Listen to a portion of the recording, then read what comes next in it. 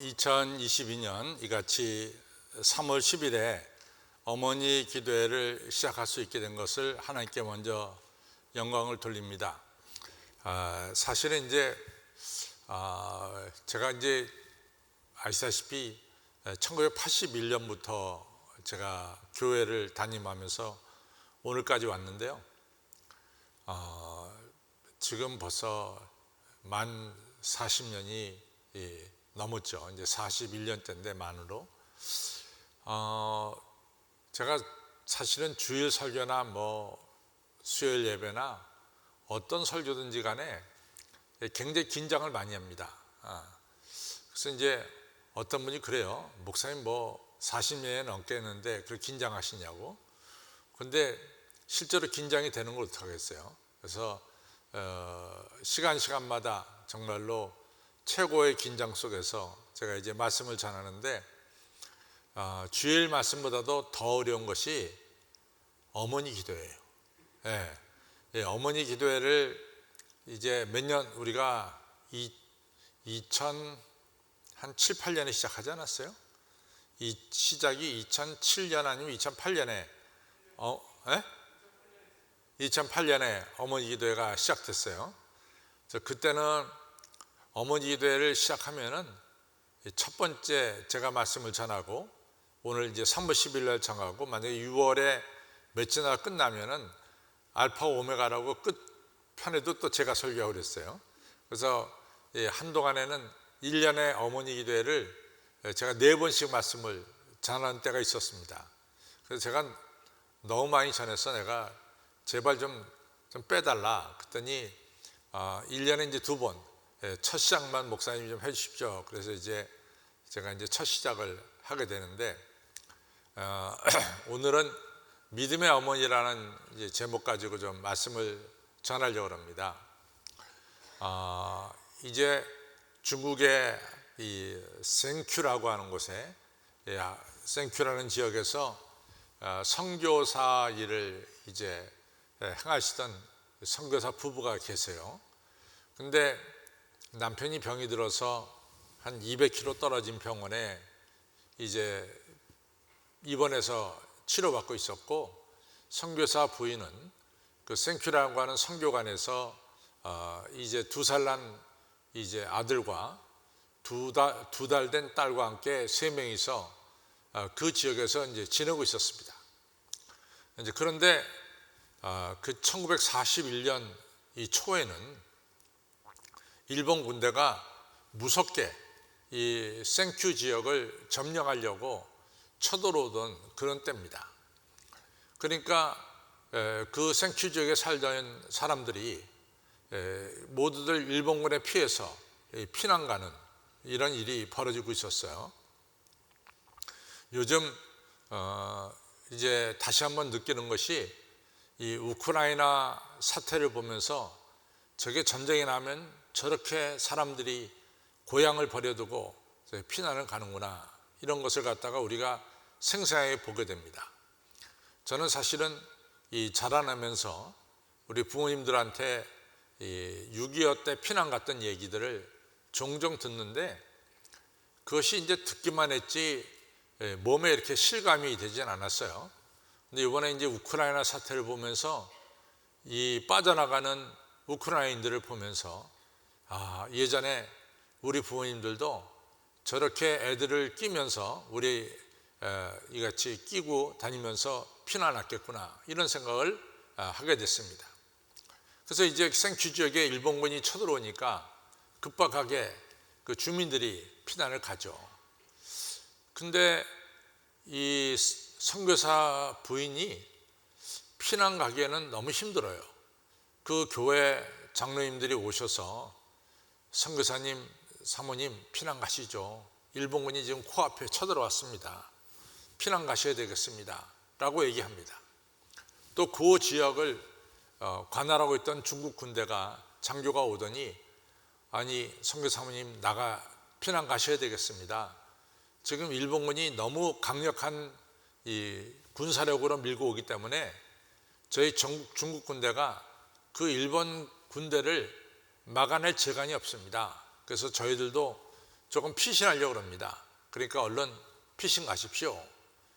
그렇게 이제 이야기를 하는데, 그게 이제 1941년 1월 달의 이야기인데, 그 추운 겨울에 선교사 부인이 남편도 없이 2살 난 아들과 두 달 된 딸을 데리고 그 추운 겨울에 피난 간다는 것이 너무나 어려웠습니다. 아무리 생각해도 피난 가다가 애들을 잃어버릴 것 같아요. 실제적으로 여러분들 6.25 때 이 피난 가면서 아기들 수없이 잃어버렸어요. 그래갖고 KBS에서 잃은 가족 찾기 할 때 그때 잃어버렸던 가족들을 수없이 찾는 것을 보게 됩니다. 너무 급하게 가니까 손에 잡고 있던 아이를 갖다가 놓치는 수도 있고, 이러다가 영영 헤어지는 경우도 있고 그렇습니다. 그러니까 선교사 부인께서는 이게 너무 위험하니까 하여튼 어떻게 되든 간에 나는 남아있겠다 하고서 이제 선교관에 남아있었고, 다른 사람들은 다 피난 갔습니다. 1월 16일 아침인데 선교사 부인이 애들한테 우유를 먹이려고 식당에 갔습니다. 부엌에 갔더니 부엌에 이제 하루하루 성경 구절이 나오고 하루하루 넘기는 이 달력이 있는데, 그때 그 달력에 항상 성구가 밑에 붙어 있는데, 성구가 뭐가 붙어 있냐면 시편 56편 3절이 붙어 있었어요. 두려운 날에 나를 의지하라, 이런 말씀입니다. 그래서 이 말씀 보고 크게 은혜를 받았습니다. 그래, 이 두려운 날에 내가 하나님만을 의지해야지 하면서 이제 하나님께 기도하면서, 그리고 그 하루를 불안하지만 하나님을 의지하면서 지냅니다. 그래서 우유를 타다가 애기들한테 먹이고 그랬죠. 이것이 1월 16일이에요. 1월 17일이 됐는데 역시 이 불안한 가운데 이 부엌에 가서 우유를 타러 갔습니다. 갔더니 여호와 하나님을 아는 자는 하나님을 의지할 것이고 하나님께서 그 사람을 돌보실 것이다. 이게 시편 9편 10절에 나오는 말씀인데, 여러분과 저가 여호와 하나님을 알면은 당연히 하나님을 의지할 것이고, 또 여러분과 저가 하나님을 의지하면은 하나님께서 의지하는 자를 돌보신다, 이 말씀이에요. 얼마나 감동이 되는지 모릅니다. 정말로 어려운 순간이거든요. 이 선교사 부인이 전능하신 하나님을 알고 있었고 하나님을 의지하고 있었고, 그래서 하나님께 기도하고 있는데 응답은 네가 나를 알고 부르짖어 기도하니 내가 너를 지켜주리라. 얼마나 감사한지 모릅니다. 그래서 그 하루도 불안한 가운데 지냈어요. 그 다음에 1월 18일입니다. 그 다음 날인데 1월 18일인데 그날은 사실은 우유가 하나도 없이 다 떨어졌어요. 애들 먹일 게 없어요. 그렇다고 뭐 아무리 구석구석을 뒤져봐도 먹을 것이 다 없는 거예요. 참 큰일 났습니다. 애기들 먹을 거 안 주면 애기들 울고 또 이 난리칠 텐데 먹을 게 없어요. 정말 답답하게 이럴 데 없죠. 근데 이제 1월 18일 날 그 달력에는 뭐가 나오냐면 창세기 50장에 대한 말씀이 나와요. 그 창세기 50장은 무슨 말씀이냐면은 이제 야곱이 세상을 떠나잖아요. 그러니까 야곱의 아들들이 이제 이 요셉이 말이죠. 요셉이 보복할까 봐 걱정이 됐어요. 아버지 계실 때는 형들이 요셉을 갖다가 팔았는데, 이 아버지 계실 때는 아무리 그래도 요셉이 형들에게 보복하지 않았지만은 아버지가 세상을 떠나면은 틀림없이 그 옛날 일을 생각해서 요셉을 갖다가 구덩이에 던져놓고 아라비아 상인들에게 팔아서 요셉이 애굽의 노예로 이제 오게 된 것에 대해서 틀림없이 보복할 수도 있다, 이런 생각을 가진 거예요. 그래서 벌벌 떨고 있는데 이 요셉이 뭐라고 말하냐면, 형들이요, 내가 하나님을 대신하겠습니까? 하나님께서 저를 이곳에 보내신 것은 우리를 구원하시려고 저를 보내셨습니다. 두려워하지 마세요. 내가 형들의 가족과 형들의 자손들을 내가 책임지겠습니다. 필요한 것을 내가 다 공급하겠습니다. 이런 유명한 얘기가 바로 창세기 50장에 나옵니다. 바로 그 말. 형들이여 걱정하지 마세요. 내가 형들과 형들의 가족을 책임지겠습니다. 그 성경 구절이 나온 거예요. 비록 내가 지금 아무것도 먹을 것이 없지만은 틀림없이 하나님께서는 우리 가족을 지켜주시고 필요한 것을 공급해 주실 것이다 라는 믿음이 선교사 부인한테 생겼어요. 그러고 있던 차에 누가 문을 막 두들겨요. 눈을 들겼더니 열었더니 바로 옆에 살고 있었던 성은 우리 한문으로 이씨인데 중국 사람도 이씨 있죠. 이씨 아주머니가 찾아왔어요. 하신 말씀이 내가 선교사님 집에 음식이 없는 걸 압니다. 그래서 저희 집에서 염소를 기르는데 제가 염소젖을 가져왔습니다. 이 염소젖이라도 받으셔서 아기들에게 염소젖을 먹이시죠. 이렇게 얘기한 거예요. 아유 얼마나 감사해. 먹을 것이 다 없어가지고 난리 났는데. 그래서 이 염소젖을 받아서 이 아기 두 달 된 딸과 2살 된 아들에게 먹입니다. 그래서 어느 정도 지났는데 또 누가 문을 들게요.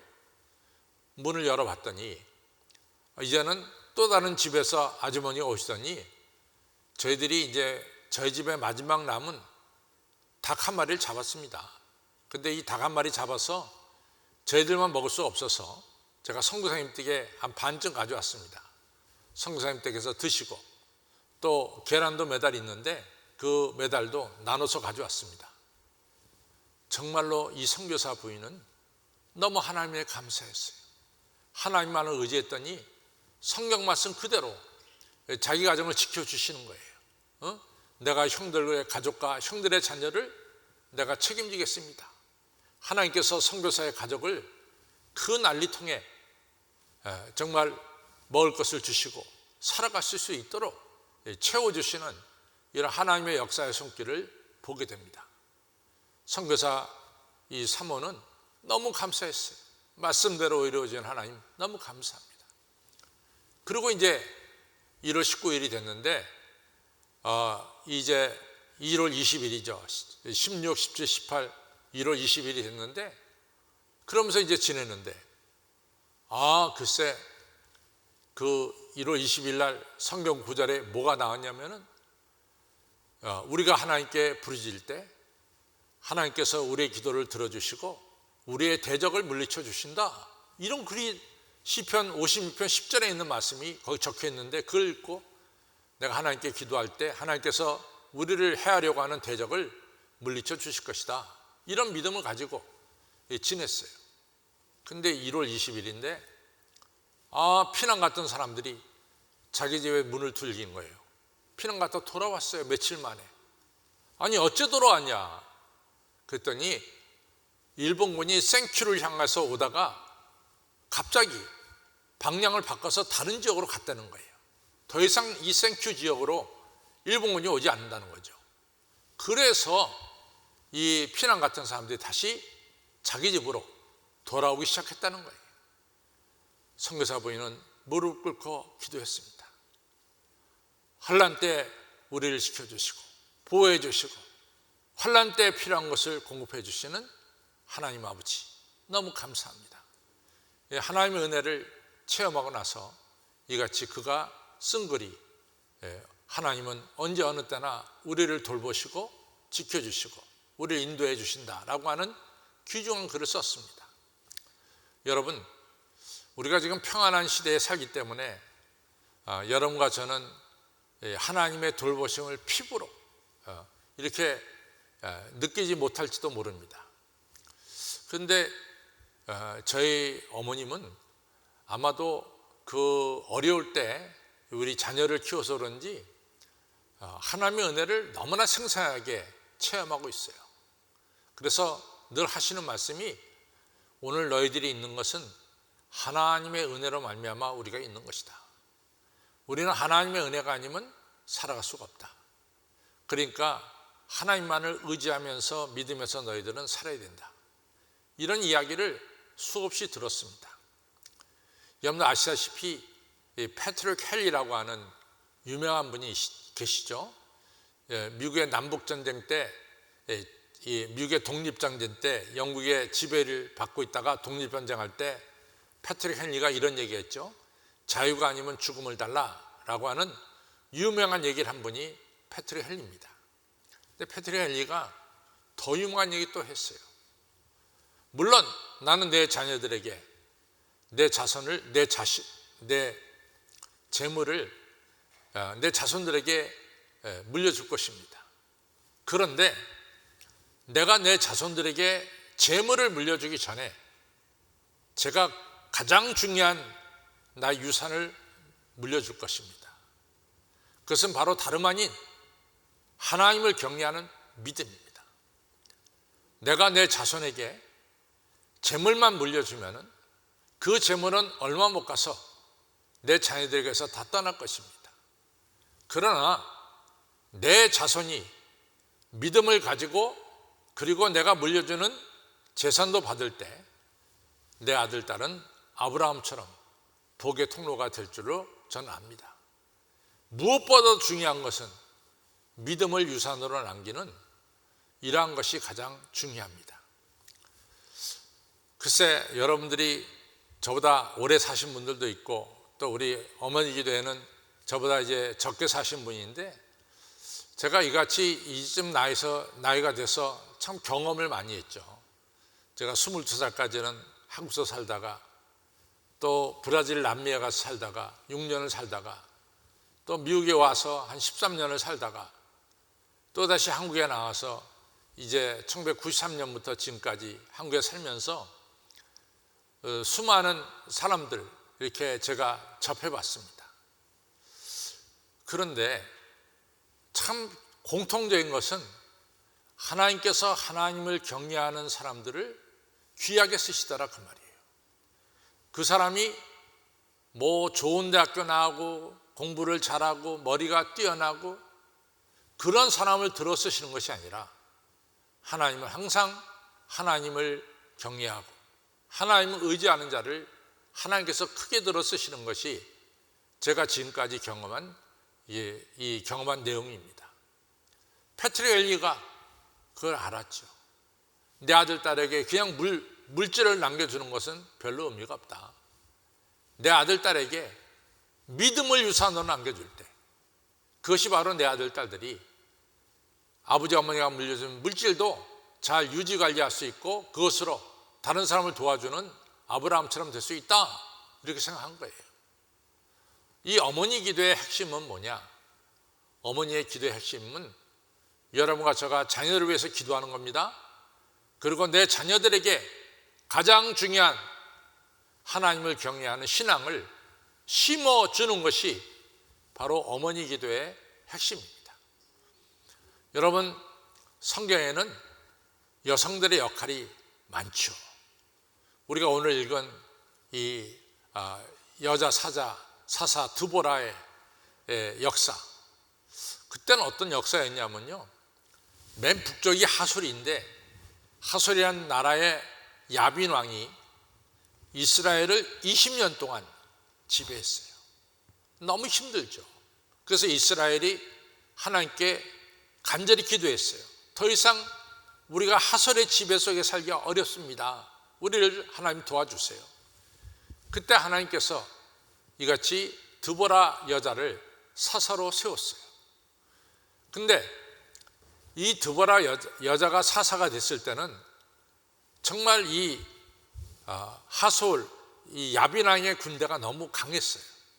군대 장관 이름은 시스라고, 군대는 900개의 이 철로 된 이런 철갑, 이 마차 같은 게 있었습니다. 지금으로 따져보면 뭐냐면 900대 탱크가 있었던 거예요. 그러니까 그 탱크 앞에 이스라엘 군대는 이스라엘 사람들은 꼼짝없이 당했고 지배를 당했습니다. 그런데 바로 그때 하나님께서 남자도 아닌 여성인 드보라를 그 하솔왕 야빈과 싸울 수 있도록 드보라를 갖다가 사사로 세웠어요. 드보라가 이 군대 장관을 바락이라는 사람을 세웁니다. 그래가지고 우리가 여러분 마태복음 17장에 가서 보면은 뭐가 나오냐면은 베드로, 요한, 야고보를 데리고 예수님께서 다볼산에 올라갔을 때 예수님의 얼굴이 해처럼 빛나고 옷이 빛처럼 헤어진 그 산의 이름을 성경에서는 변화산이라고 말하고 그 현지에서는 뭐라고 말하냐면 TABOR 마운틴 타볼산이라고 부릅니다. 근데 바로 그 산에 이제 900대 이 철병거가 있는 거죠. 그걸 치고 이제 올라가서 이스라엘 죽이려고 할 때 그때 말이죠. 하나님께서 엄청난 비를 쏟아가지고 그 철병거가 다 진흙에 박히게 했어요. 그리고 드보라의 군대가 밑으로 내려와서 이 야빈의 군대, 철병거 900성을 가진 야빈의 군대를 물리쳐 승리를 거두는 이런 귀한 역사를 이루게 했습니다. 저는 성경을 보면서 이처럼 하나님이 여성을 들어서 나라를 구하는 이런 귀한 역사를 행하신 것을 보게 됩니다. 그럼 드보라의 핵심 뭐냐? 드보라는 하나님의 부르심에 아멘하고 응답했고, 또 드보라의 핵심 뭐냐? 하나님 말씀대로 순종하는 이런 여인이었습니다. 여러분, 우리가 중요한 것은, 어머니 기대에 중요한 것은 내 자녀에게 신앙을 유산으로 남겨줘야 됩니다. 가장 중요한 것은 신앙입니다. 두 번째 중요한 것은 뭐냐? 어머니 자체가 하나님 앞에 순종하는 이런 믿음의 모범을 보여줘야 되는 거예요. 그래서 우리가 찬송가에 부르듯이 어머니 기도 못 잊어 나 집에 돌아갑니다 라고 우리가 찬송가를 부르잖아요. 어머니의 이러한 기도 생활, 어머니의 신앙생활은 우리 자녀들에게 크게 영향을 끼칩니다. 아무쪼록 여러분들이 하나님 말씀에 순종하시고 또 하나님 말씀을 잘 섬기는 신앙의 모범을 보이셔서 여러분들 자녀들에게 귀한 이 영향력을 끼치는 훌륭한 어머니들이 되시기를 바랍니다.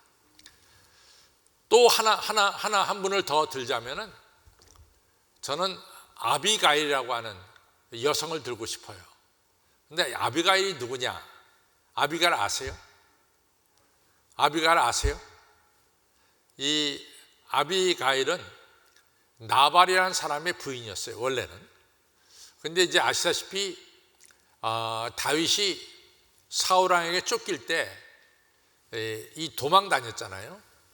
그때 많은 이 배고프고 가난하고 갈 곳이 없는 많은 젊은이들이 다윗과 함께 다녔어요. 그래서 그때 다윗을 따르는 이 청장년이 얼마가 됐냐면 맨 처음에는 400명 정도였는데 나중에는 한 600명 정도가 다윗을 따라다니는 거예요.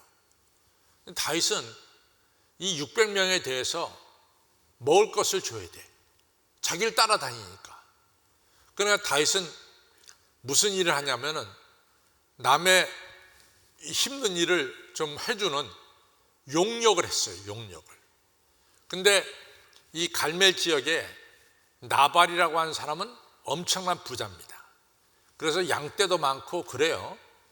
근데 아시다시피 이 사나운 짐승들이 밤에 양떼를 갖다가 물어서 가져가잖아요. 그러니까 양떼를 잃어버린 경우가 많이 있어요. 그래서 목동들로 하여금 그 양떼를 다 지키게 할 수 없었어요. 그러니까 다윗이 자기 딸아이는 이 청년들을 시켜서 너는 저 부자 나발의 양떼를 갖다가 좀 뭐라 그럴까 잃어버리지 않도록 너희들이 좀 보호자가 되고 울타리가 좀 되라. 이래서 이제 다윗이 자기 딸아이는 청년들에게 나발의 양떼를 돌보게 했어요.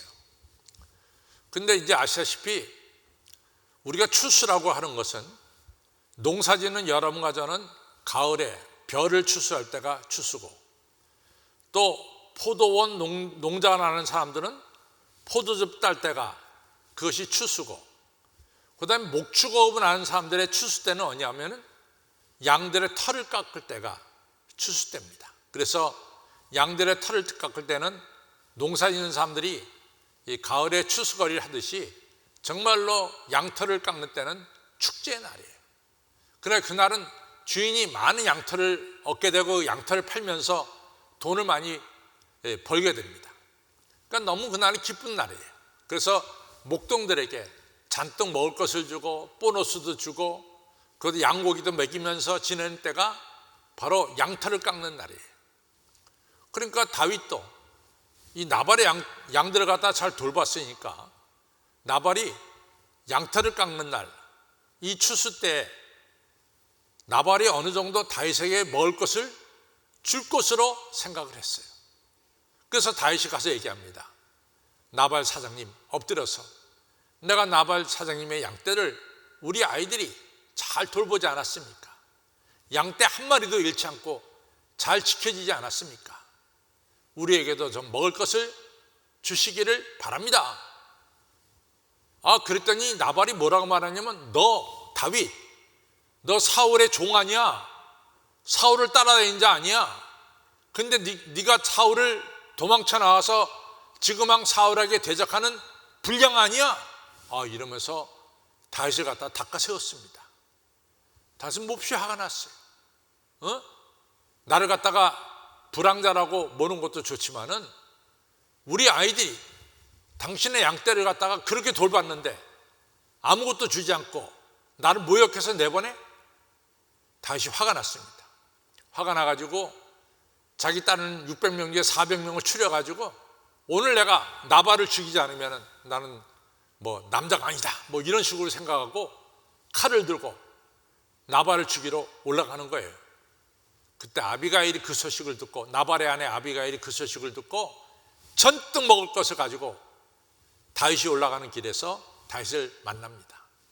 그래서 엎드러지면서 다윗에게 그 먹을 것을 먼저 드리면서 좀 화를 푸십시오, 노를 푸십시오, 우리 남편이 미련하게 행동한 것에 대해서 노를 푸십시오, 이러면서 아비가일이 말하는 거죠. 그러면서 말하기를, 참 아비가일이 지혜로운 여자예요. 다윗, 당신은 장차 이 나라의 왕이 될 게 아닙니까? 그런데 당신이 나발을 도중에 화가 나서 죽였다 그러면 다윗, 당신의 이력에 그것은 아주 나쁜 일이 될 것입니다. 그러니까 노를 푸시고 이 먹을 것을 받으시고 칼을 갖다가 칼집에 넣으시고 더 이상 나발을 죽이려 올라가지 마십시오, 이래가지고 다윗을 막아섰어요. 그래서 다윗이 나발에게 안 가고 거기서 멈추고 맙니다. 그때 다윗이 깨달았어요. 참 이 여인은 지혜로운 여인이구나. 내가 분노해서 사람을 죽이려고 하는 걸 갖다가 막은 지혜로운 여인이구나, 이렇게 말씀하고 있습니다. 평화를 가져온 여인이죠. 여러분 지혜로운 여성이 다 되어야 돼요. 이같이 싸움이 있는 곳에 평화를 만들고 다툼이 있는 곳에 평화를 만드는 이러한 아비가일 같은 이 지혜로운 어머니들이 되시기를 바랍니다. 이야기를 이제 정리하겠어요. 선교사 부인은 어려울 때 하나님을 의지했어요. 하나님 말씀 믿었습니다. 여러분들도 하나님 의지하시고 하나님 말씀을 믿으시기 바랍니다. 그 다음에 패트릭 헨리는 자기 자식들에게 최고의 유산은 믿음이라고 그랬어요. 돈, 물질보다 더 중요한 게 믿음이라고 그랬어요. 여러분들 믿음을 꼭 자녀들에게 심어주시기를 바랍니다. 누가 저하고 한번 내기를 했으면 좋겠어요. 나는 내 자녀에게 믿음을 유산으로 남겨주고, 또 어떤 사람은 다른 것을 남겨줬을 때 누가 더 잘 되느냐? 저는 믿음을 유산으로 받은 자식이 훨씬 더 이 땅에서 귀하게 쓰임받습니다. 저는 그것을 수없이 봤어요. 여러분들이 가장 중요한 것은 여러분들 자녀들에게 꼭 믿음을 유산으로 남겨주시기를 바랍니다. 저는 사실 정말 어머니한테 고마워요. 우리 어머니, 아버지께서 저한테 이 믿음을 갖다가 꼭 갖도록 참 훈련 많이 시켰죠. 그 믿음이 오늘도 여러분 앞에 제가 서서 말씀을 전하게 만든 거예요. 믿음이 가장 중요해요. 두 번째 중요한 것은 여러분과 저는 드보라처럼 하나님 말씀에 순종하는 자가 꼭 되시기를 바랍니다. 세 번째는 아비가일처럼 여러분과 저는 지혜로운 여성들이 다 되셔서 여러분들 평화를 만드시고 여러분들 자녀를 이 땅과 세계에 훌륭하게 쓰임받도록 키우시는 여러 어머니들이 되시기를 주님의 이름으로 축원합니다. 기도하겠습니다. 하나님 아버지, 오늘 어머니 기도회 여는 날 이 사사 드보라에 대한 이야기도 살펴봤습니다. 또한 선교사 부인께서 환난과 어려울 때 하나님 말씀 한 말씀 한 말씀을 믿으면서 그 말씀대로 하나님 역사하신 것을 믿으면서 지낸 사실도 보았습니다. 페트로 헨리는 우리 자식들에게 물질을 남겨주기 전에 먼저 가장 중요한 믿음을 남겨줘야 아브라함처럼 된다고 분명히 믿으면서 자손들에게 믿음을 유산으로 남겼습니다. 드보라는 하나님 말씀에 순종해서 적들을 물리치고 이스라엘을 구했습니다. 아비가일은 이같이 전쟁과 다툼이 날 때 하늘의 지혜를 받아 평화를 만들어서 다윗이 훌륭한 왕이 될 수 있도록 길을 열었습니다. 하나님 아버지, 이러한 믿음과 지혜와 그리고 순종이 오늘 어머니 기도에 머리 숙인 우리 모두에게 주여 충만케 하여 주시옵소서. 한 학기 동안 어머니 기도에 나가는 동안에 우리 어머니들이 기도하는 어머니, 말씀에 순종하는 어머니, 하늘의 지혜를 받아 지혜를 베푸는 이러한 어머니들이 다들 되도록 축복하여 주옵소서. 감사하며 예수님 이름으로 간절히 기도 올려싸움나이다. 아멘.